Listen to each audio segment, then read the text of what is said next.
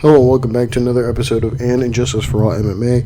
My name is David, and this episode is for UFC Fight Night Sandhagen V Figueiredo. I'm late, as always, but let's just talk about the fights. First fight of the night, we don't need to talk about.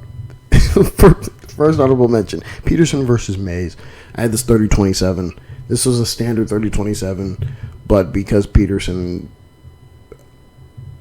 was super active on top of Mayes, we have kind of inflated scorecards. I don't really see a 10-8 anywhere here. I mean, it's a lot of ground and pound in maybe like the last round, but other than that, there's no need for a 30-25. A 30-26 I can see. A 30-25 is, I think you're just kind of pushing it. Again, I had 30-27. First round, Peterson had 3 takedowns with some ground and pound for about 3 minutes. Second round is when the ground and pound became like really noticeable. In the second round, he had 2 takedowns with ground and pound for about 3+ minutes. And then in the third round, he had 3 takedowns with ground and pound. Possible 10-8. I put a marker on it, but I had it 30-27. You go to the judges' scorecards, and some of them got a little all of them got expansive. Ron McCarthy, his scorecard's 30-26. He gave it 10-8 in the last round. His scorecard reflects Derek Cleary. And then Bruce Huckfelt gave the last 2 rounds a 10-8 for Thomas Peterson. So, there you have it. A little super unnecessary.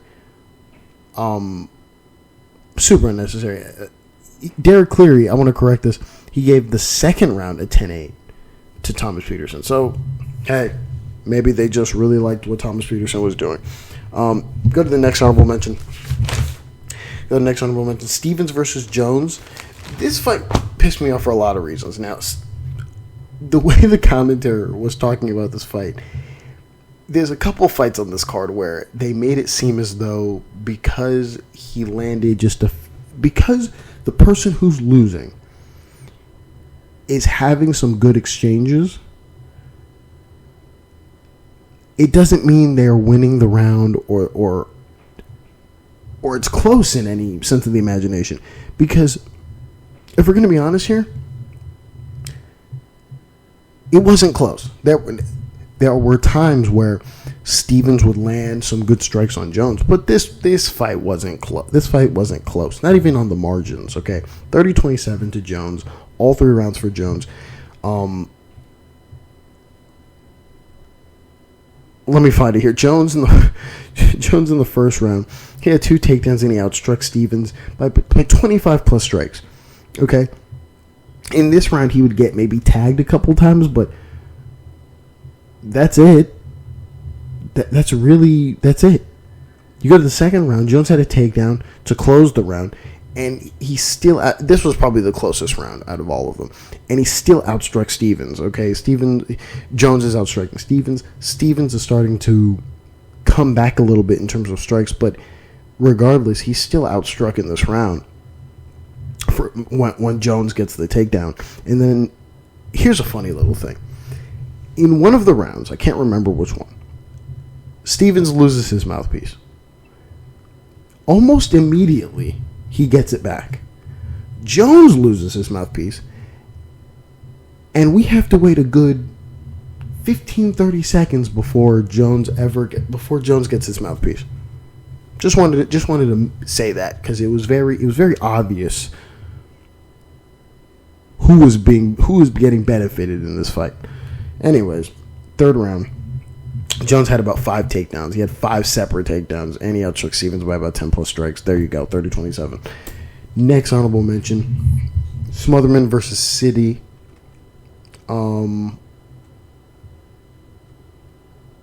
If I can find it here. Can I find it? What is going on here? Okay, I was like, what the hell? Smotherman versus Sidey. 29-28 on my scorecard. First 2 rounds for Sidey, last round for Smotherman. When they yelled out 30-27, I almost broke my screen. I was like, what the fuck is... I was like, what are these niggas watching? Excuse me. What are these people watching?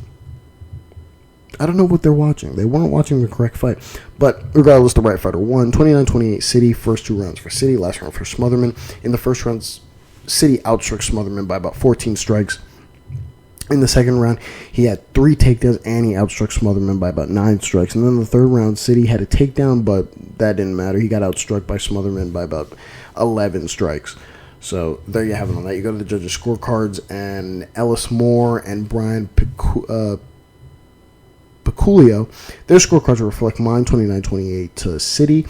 And then Josh Stewart, honorable mention to Josh Stewart. He gives all 3 rounds to Sidey. The last round should not belong to Sidey, honorable mention. That's ridiculous. You go to the next honorable mention, and it's Jackson versus Marcos. Now, there's nothing really to talk about in terms of the scorecards here. All 3 judges and me have it the same way. My problem is how the commentary talked about this fight. Now, let me just detail what happened. I had a 30-27 for Jackson. In the first round, both of them had a takedown. Jackson outstruck Marcos by about 4 strikes, but it was apparent that it was obvious that from the get-go, Jackson was outstriking Marcos. It was pretty clear. You go to the second round, Marcos has a takedown, but it doesn't matter. Jackson outstrikes him by 11 strikes. Third round, Jackson barely outstrikes Marcos. Both of them have a takedown. Jackson has a submission attempt. He wins the round. He was more active. The narrative of this fight should be on the feet. Montel Jackson is outstriking Marcos, right? Once they get into the clinch, if we're to critique something, which the commentary crew weren't really critique, they were more or less focused on this fight was somehow close for Marcos because of the grappling exchanges. Marcos was dead in terms of the grappling exchanges, and I'm not talking about the takedowns he had. Excuse me. I'm talking about when he was holding Jackson to the fence. He was inefficient. He didn't do anything. He was stagnant, and because of that, somehow that crept into the minds of the commentary that, hey, this could be 1-1. Now, I'm not talking about when they pointed out that both corners thought it was 1-1, right? Because we knew, you can tell that if you heard that from Montel's corner, they're telling him to be cautious, right? You need to go out here and win this third round. You need to be cautious. That's a good thing to say. If you're saying that in Marcos' corner, you don't know what you're looking at. You don't know what you're looking at. And there's no way you can give a round there. But I know they truly believe that, because if he were really down, he was down. But if they really thought he was down, they would have said, hey, like, you need to go out there and go crazy. This was the first fight that I saw Marcos in that he just looked abnormal. I mean, Montel put up a front that was great. He outstruck him very well. He wouldn't settle when he got taken down, and he deterred most of his takedown attempts. I mean, Montel Jackson did a great job in this fight, but yet the narrative from the commentary came off as though this was somehow eerily close. Now, maybe one of the reasons why they perceive that is because while Montel was very looked very nice in his stand-up exchanges, when they were in the clinch, one thing that really bothered me was his lack of enthusiasm when throwing pitter-patter strikes. And I know this kind of varies, right? Most times when people are in the clinch and you're trying to get someone off you, you're either pushing them off you and then you're kind of hitting the body, you're hitting the head a little bit. For some reason, he decided, no, I'm just gonna tippy-tappy. When I say tippy-tappy, I mean really tippy-tappy. Like, there was no pop on any of his tippy-tappy strikes, which is a crazy thing to think about, but simple. If you go to, like, the Ridder versus Nickal fight, his tippy-tappy strikes were all purposeful. They were all purposeful and all strong, and they all led to the finish that was the finish. That's my only critique of the Jackson fight. You go to the next honorable mention, and that's Ponzinibbio versus Rodriguez. Rodriguez wins in the third round by TKO. Good stoppage. At first, I didn't think it was a good stoppage because he knocks him down. Well, I thought it was a good stoppage until Ponzinibbio's head pops up. Then I'm like, oh, okay, well, wow. You should have let it keep going. And then the next shot is Ponzinibbio running into the fence. So then I'm like, yeah, okay, good stoppage. You go to the first round.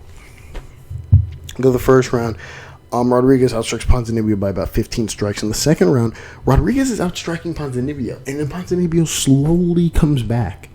He slowly comes back, and he outstrikes Rodriguez by about 3 strikes, and he has a takedown to close the round. This is enough for him to win the round. No, none of the judges were paying attention. We'll get to their scorecards. I don't know what the fuck that was all about. And then in the third round, Ponzinibbio's, he's winning. And then Rodriguez lets off a 5-shot combination that basically finishes. Rodriguez lets off a 5-shot combination that basically finishes Ponzinibbio. First round I gave to Rodriguez. Second round for Ponzinibbio. You go to the judges' scorecards, and it's just maybe they all just love Rodriguez. I'm confused here. All 3 judges, Ron McCarthy, Ellis Moore, and Mike Bell, they all give the second round to Daniel Rodriguez. Honorable mention all 3. That's fucking ridiculous. That's fucking stupid. We move on to what everyone's talking about. Ridder versus Nickal. Ridder wins by TKO in the second round. First round, Nickal had a takedown. Ridder has a reversal and then outstrikes Nickal on the feet by about 5+ strikes. I put 5+ strikes. A lot of the strikes, though, in total, were really in the clinch. But all the pure strikes were on the feet. 5+ strikes. Ridder was just active the entire time. He was just super, super active. And then you go to the second round where he's still active, and then finally he catches Nickal. But what's funny is as he's punching Nickal in the clinch in the second round, Nickal starts to smile, and at first I'm thinking, oh, that's one of those coy smiles where and as soon as he finished smiling, he threw a little counter, and I was thinking to myself, oh no, he's just playing it's a poker face thing. No, he was genuinely hurt. And then the finish happens, and everyone is just dogpiling on Bo Nickal, but hey, that's just what it is. You go to the judges' scorecards, and all the judges' scorecards are the same. They gave the first round to Ridder. And that's it. Sandhagen versus Figueiredo. Sandhagen wins by TKO. What's funny about this last one is he outstrikes him by about 30+ strikes. You can argue about 10-8 here, but I put a 10-9. So did all the judges. Sandhagen deserves a title shot. He does. I mean, this is getting annoying. He's doing a rendition of Robert Whittaker when he lost his title, where basically they just sent Whittaker around the world to fight every contender in hopes that he would lose somehow, right? You saw when he went to fight Cannonier. Cannonier beat him after Izzy said, hey, I want to fight Cannonier. He went out to fight Darren Till. He beat Darren Till. Izzy wanted to fight Darren Till. He went out and fought this guy and this guy and this guy, and then he finally got a title shot. That's a little different in Sandhagen's case because I'm sure if he beat Umar, he gets a title shot against Merab. But the divisions had a weird standstill where we kind of don't need to see an O'Malley 2 fight. O'Malley should definitely be fighting Peter Yan next, but hey, that's whatever. Sandhagen should definitely fight for the title next. But yeah, that's pretty much all I got. Regular fight night card. It was alright. Thank you all for listening, and God bless.